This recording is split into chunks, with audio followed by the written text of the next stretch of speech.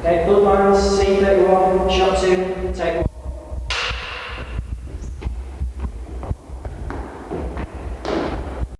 And action.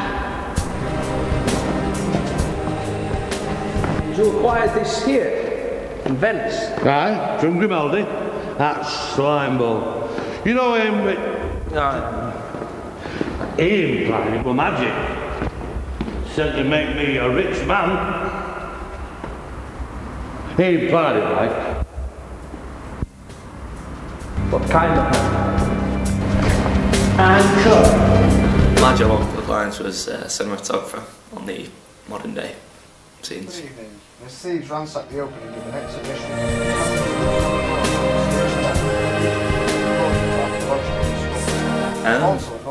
A lot of filming for long hours in all sorts of conditions. Very cold in the park to begin with. Down a cave, all sorts. Good though.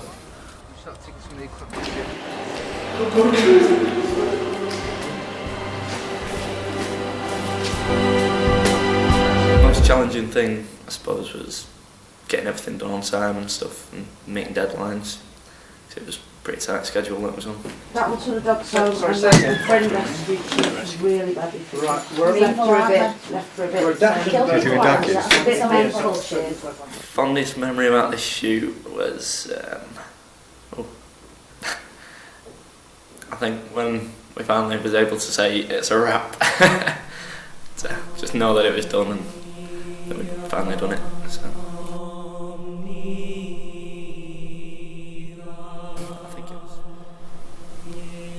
Really good making the feature, because rather than the shorts that people have done in previous years, because it's more of an achievement when you're looking back at it and you actually can look at it at home in years to come and look back and think, yeah, remember that well. Where are we filming?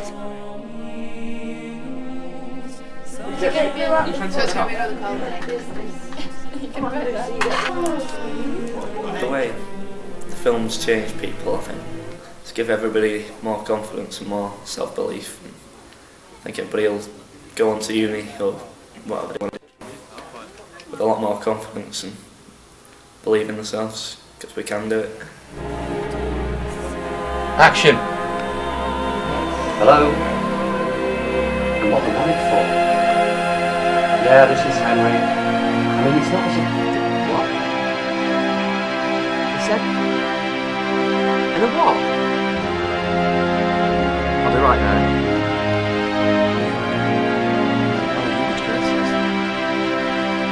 Shit! It took us approximately 5 months from the beginning of pre-production to end of post-production, which is a crazily short time really to make a feature length, and the results we've got I think are absolutely fantastic for the amount of time we've spent on it.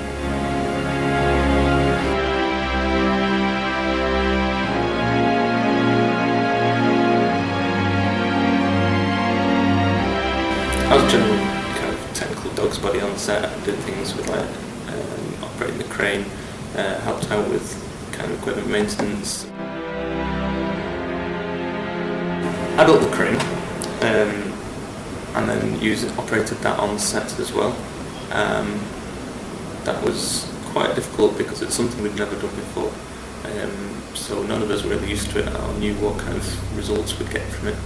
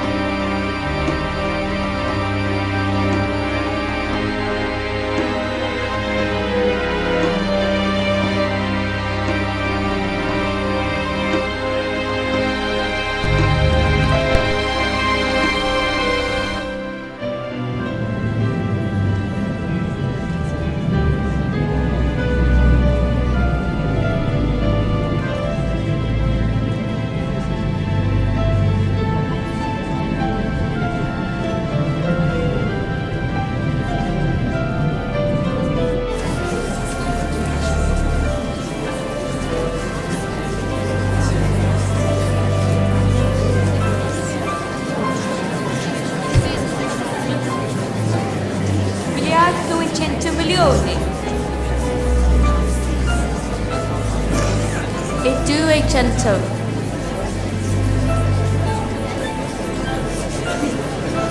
Quattro.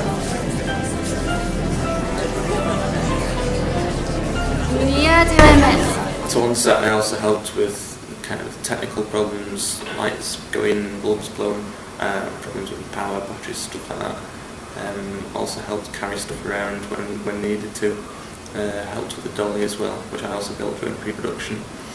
In post-production I was totally responsible for the entire sound mix.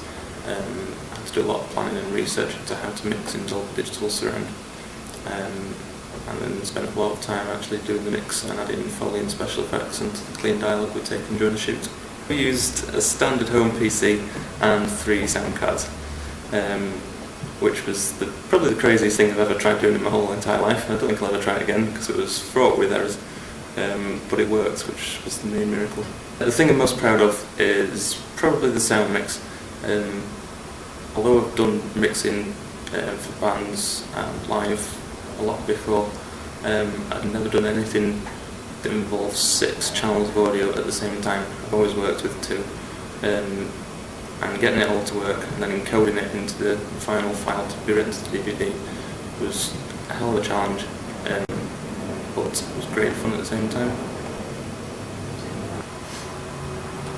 When we did the first DVD test and took it to the cinema with the projector, and as soon as it came on the screen, I would say that's my most treasured memory. That was the point where we suddenly realised that things were really, really going to happen. Worst moment? Probably about, I'd say about an hour before we got the DVD back, the final DVD from being written, because we had some tiny problems with the creation of the DVD, and 3 hours before the end of the day, we didn't have any idea whether we were actually going to be projecting from DVD or whether it was going to be coming off VHS. That was pretty scary. Most challenging was probably trying to fix the broken dialogue or nasty, noisy dialogue that we managed to pick up on locations. Not always due to faults of anybody in particular, but due to faults with equipment and interference, which caused, on one particular scene I can think of, absolutely awful sound, which was virtually impossible to hear in the first stages. But after about 3 or 4 hours worth of playing with it and cooling it, managed to get it at least slightly legible, even if it didn't match the rest of the quality in the rest of the film. The crane was a crazy idea we had at the very, very start of pre-production. After seeing one being used on a shoot that was done locally for another feature-length film, we thought, wouldn't it be great if we could get a shot that's like this? So the only way we could see of doing it, instead of paying £1,000 a day to hire a crane, was to build our own. It was a crazy thing that I spent a few weeks designing, looking at the way the cranes that had already been designed worked. And it used some crazy system with pulleys and ropes just to get tilting effect on the end of the crane, instead of using a very expensive electrical device, which wasn't precisely accurate and jerked a lot, but it just about worked. Wicked. Wicked, man! Right, come on, let's get moving then. No, that's not great. Oh! One for top for you, Jim. It moves because you've got the crane on it. Don't need to move on. You can see it.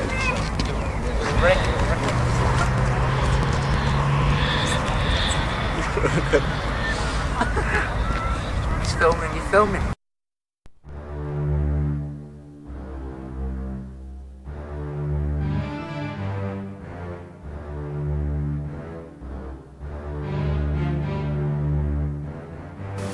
About the premiere, I remember sitting there at the beginning of the first show with my parents on my left and my mate on my right,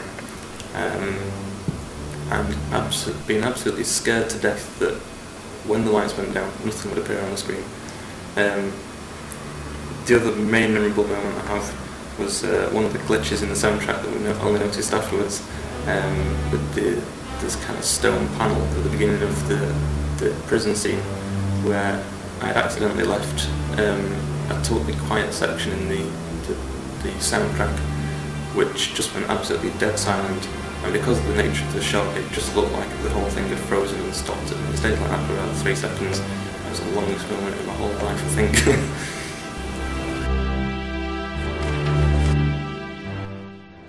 It's beautiful, isn't it?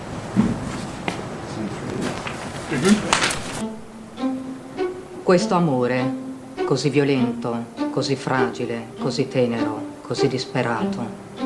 Questo amore è bello come il giorno, cattivo come il tempo. You want to count me in? It's clever to fabricate a no export rule. You know, there are 2 rules to being an archaeologist. One is an actual coincidence. Don't be tempted to become a romantic dreamer.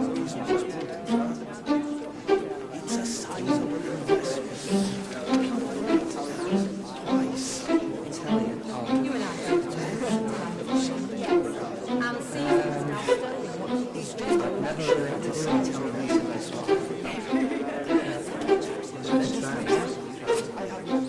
it's just not safe anymore. So much of my life leading was one tribe in this country that was given our Roman visit. It says you have had 3 working days, 3 days to change your mind from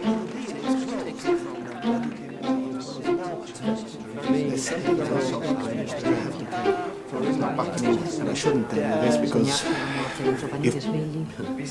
Dream is dope dealing. Il nostro amore non si muove, testardo come un mulo, vivo come il desiderio, crudele come la memoria, stupido come i rimpianti, God, her idea come il was ricordo, saldo come il marmo, bello come il giorno, fragile come un bambino. Ci guarda sorridendo. Io ascolto tremando e grido per te, grido per me, ti supplico, per te, per me, per tutti quelli che si amano e che si sono amati, ossia grido per te, per me, per tutti quelli che si amano. Resta dove sei, non andartene via, resta dove sei, resta dove eri un tempo, resta dove sei, non muoverti, non te ne andare. Noi che siamo amati, noi t'abbiamo dimenticato, tu non dimenticarci. Non avevamo che te sulla terra, non lasciarci morire assiderati. Lontano, sempre più lontano, dove tu vuoi. Dacci un segno di vita, più tardi, di notte, nella foresta del ricordo. Sorgi improvvisa, tendici la mano, portaci in salvo. For Stafford, I was first assistant director on the film Bloodlines. I was later drafted in as assistant editor to assist Si, obviously, because his task was somewhat overwhelming. My job as first assistant director was to assist the crew in assembling their equipment, like cameras, lighting and the sound. But my main job was to backboard each scene, say action and cut at each start and end of each scene. There is a considerable amount of people management, not as much as involved as a director obviously, but you'd have to work with them quite closely. For the most part I did enjoy it. There were 1 or 2 nightmarish as well. I did enjoy it. My worst moments in the film came on consecutive days. First one was shoot at Stephen Harlan's house where one of the actors could not remember the lines, and it was just, we had to stop every minute and it was just driving me insane. And the director was in the other room just sitting there drinking his beer, watching me struggle. I think he enjoyed it. The next one was on the day after. It was actually my 18th birthday and I had to come in at 8:30 in the morning. And we didn't finish shooting until it had gone 10:30, and it was just a rotten day for me. It was my 18th birthday and it was a howl. The moment I treasure is when I finished editing my particular part of the film and the weight just lifted off my shoulders and I just lost all the tense feeling I had. It was great. The film definitely brought the crew closer together as a whole. As for the actors, they were brought in from the outside, and John bonded quite well with the actors. We sort of welcomed them into the SK productions. Lighting's a lot more difficult than it was. Lighting the set is a hell of a lot harder than people would think it looks. It takes a lot of time and effort to get a scene looking just right. The future is still unclear for me. I've experienced a lot of different activities over the last 2 years, and I'm still not clear what I want to do. I've put my hand into everything, and I'm just uncertain. I was angling towards television, but after the film, I'm again unsure. Because doing films is a lot of fun as well. Everything I've been taught here is going to help me considerably out there in the industry, in the real world. Do you want me to come into shot, or do you want me to... I did enjoy it.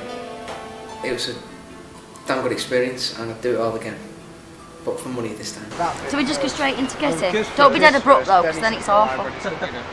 Then it's dead like Chihuahua. Yeah, it wouldn't be passionate. Yeah, but that's the point, isn't it? The point is, all of a sudden at the end of the film, he goes, I'm not a geek, I'm a snogging person.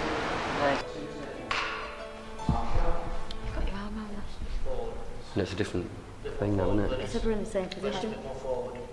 Can we in position? Hang on a minute, before we do this. No, because if I say the line first, we'll never get. No, don't say the line first, say it over the shoulder, like you said originally. So we come in, I grab her. Don't grab at me and go, because that'll look dead Smile, awful. yeah, you grin at each Yeah, other. just grin first, just be like, but not totally like. That's it, yeah. We'll do that and then just go into snogging, right? Right. Okay. Okay. Exclusive reports on the mysterious theft of the region's most important archaeological discovery. Also, on Northwest Tonight, we hear about...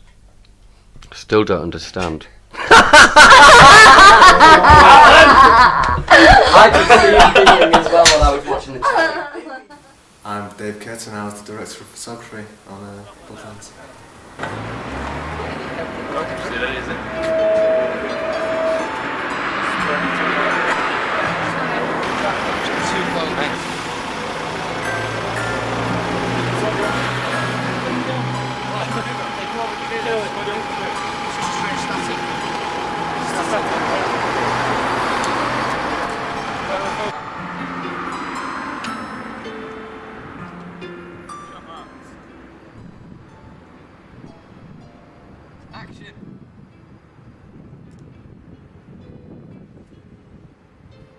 The job is basically about painting with light, using the lights and gels to create mood and atmosphere within a shot scene.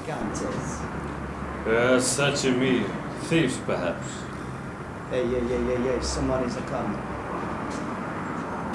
Say nothing. Letting me do the talk. The most challenging part about doing this role for the film Bloodlines was the lack of lighting equipment. We only had 2 red-haired arrows and a few garden lamps, and not a lot in the way of filters, just a bit of diffuser paper and a couple of red gels. So to create the right kind of atmosphere indoors and outdoors, very difficult.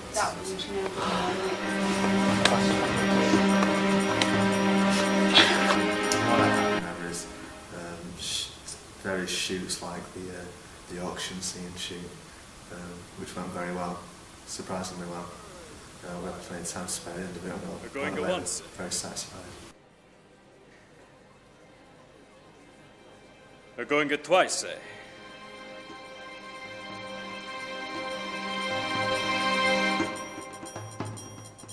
Sold it to the American gentleman with it he had for $5,900. Dealing with the number of extras and making, and the limited time we had in the location, making sure that everything got done and it was all organised enough so that it all worked and we were out in time, not needing to reshoot.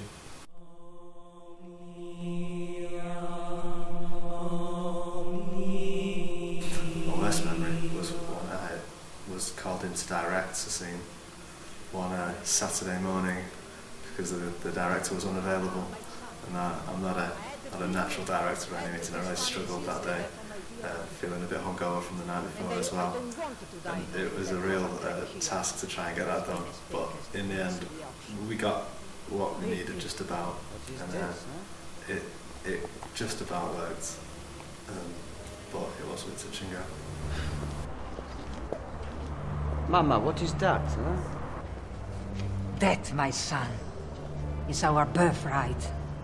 That is more real than the most realistic figure we ever produce. That is the only things that give me hope. This is the bill of the sale, which sold this ancient. magical press stone to a passing English trader. Over the past 2 years on this course, I've enjoyed myself a great deal. I think I've done things here which have turned my life around. After doing a year of L-levels, I was headed into just boring administration, work in offices, and this is really let my creative side out and kind of made me realise that I would not be happy pushing paper around an office. We're rolling, Dave. See it? Yep. Bloodlines 36, shot 2, take 1. The premiere was quite an occasion, just to see what we've been working for so long, so hard, up on a big screen. No matter how many mistakes you could point out and how many things went slightly wrong, it was still a massive sense of satisfaction to think that we'd actually put something on that screen, and to hear the round of applause at the end was a real great moment of pride for me. Hi, and we're here at the UCI Cinema ready to see the premiere screening of Bloodlines.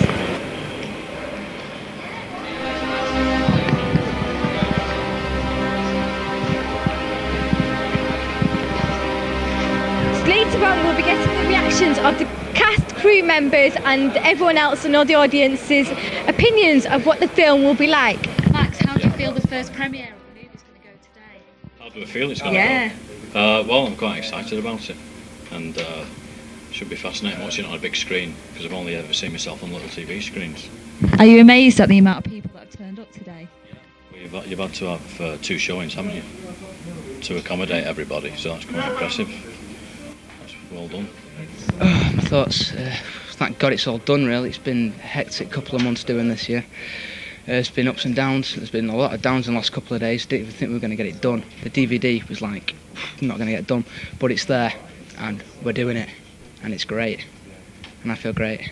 Hello. I played Eleanor in the film, the girlfriend of Henry, and it was a lot of good fun. It was hard work though. It's like, because every day you were filming and then you went home and learnt your lines as well, so, but it's good fun. Excellent. I'm looking forward to seeing it. So, how do you feel about now, just before you go in? Bit anxious as to see what it's like, but we're just excited really. Looking forward to seeing it. So that's fine. Hi, and we're here at the UCI Cinema, ready just to see the premiere of Bloodlines, and everyone, as you can see, everyone behind me is getting ready to go in now and see the film, and we'll show you more of what the people think in a second.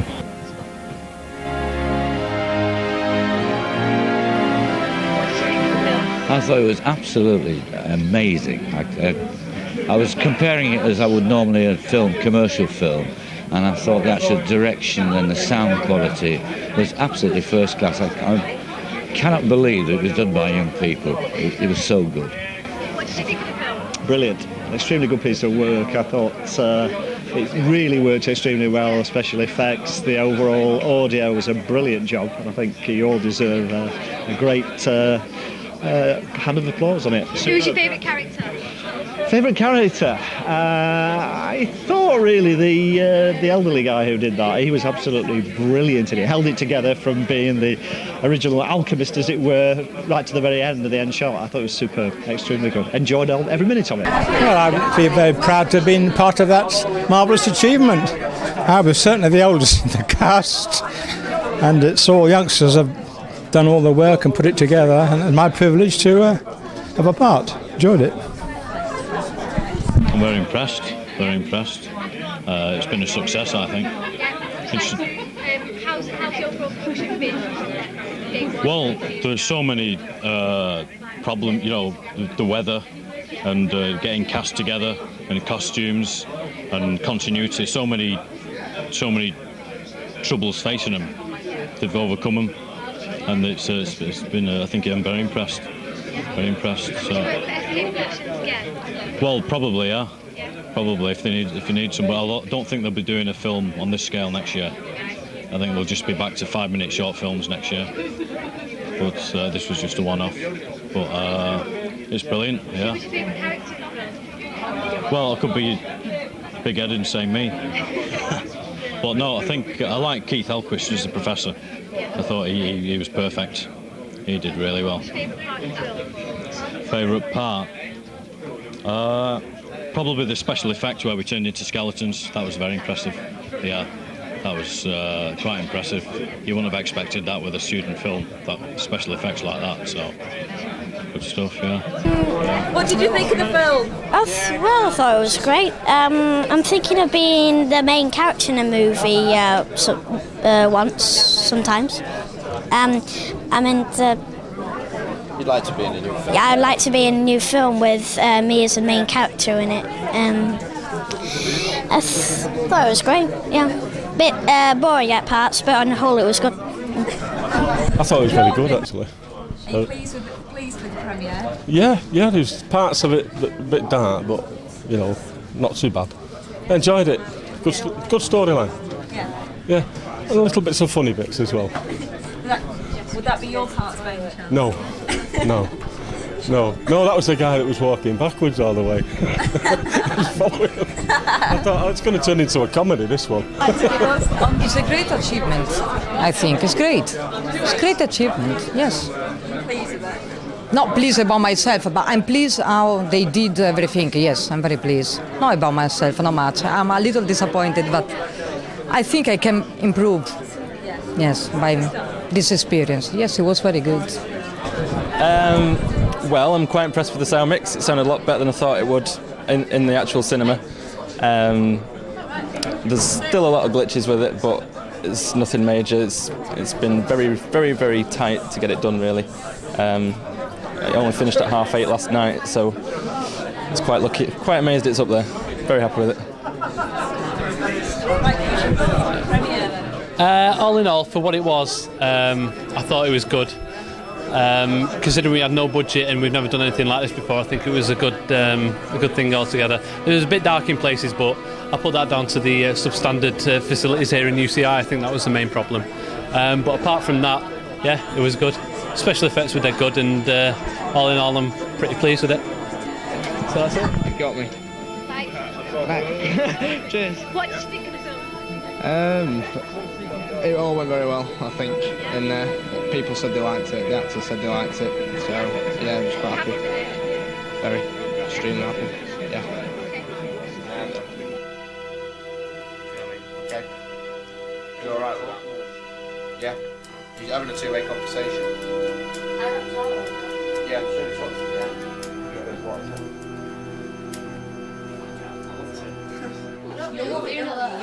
Okay, today joining me is Steve Cool, who has recently directed the film called Bloodlines. First of all, Steve, can you tell me which director has inspired you the most as far as filmmaking is concerned?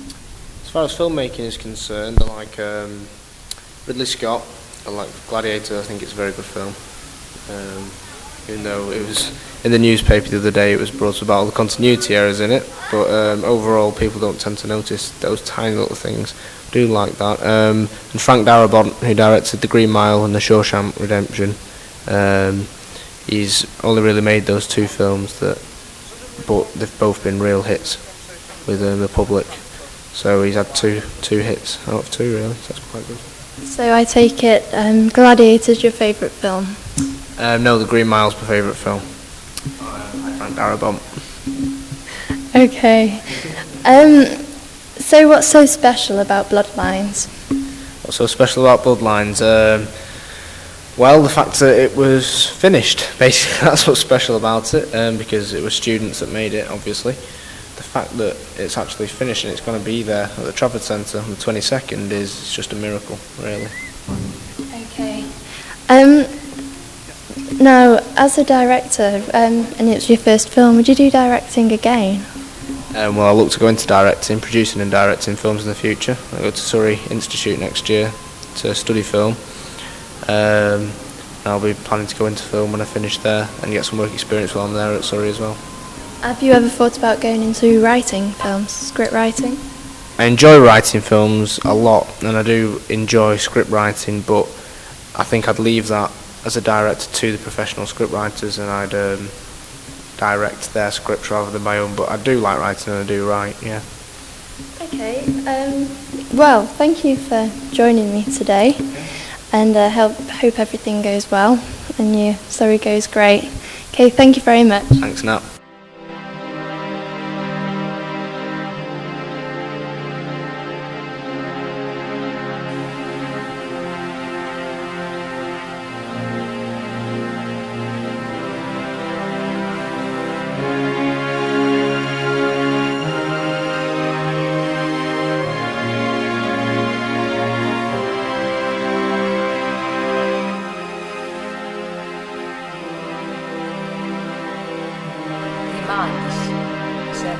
art house auction, not oh bloody.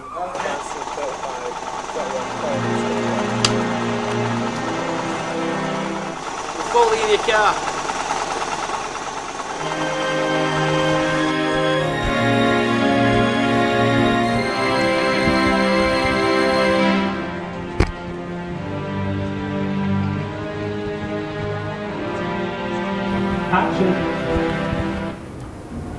This is our strongest time.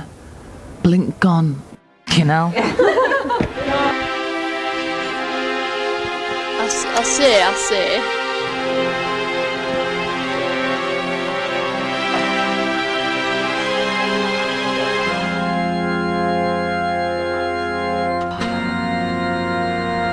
You just don't understand, do you? I understand that magic won't win battles. Yo! Real magic.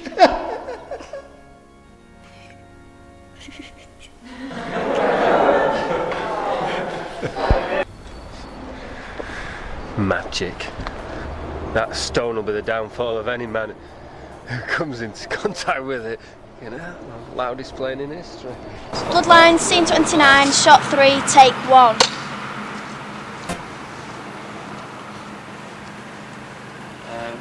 Sorry, I don't even know where we're going from now. We'll go from The time of Queen. She was a powerful lady. She's quite like our Eleanor here. Am I right in saying that it dates back to the Roman occupation? Further. You see here, these marks around this stone, they are an inscription we're only now beginning to decipher. Where? They have these sharp incisions round the side of the stone. See? That's Ogam, that is. Ogam? Ah, Ogam. The, symbolic Celt language. These sharp incisions around the edge of the stone. That's Ogam, that is. Ogam? Ogam, the symbolic language of the Celt. See those sharp incisions around the edge of the stone? Precisely.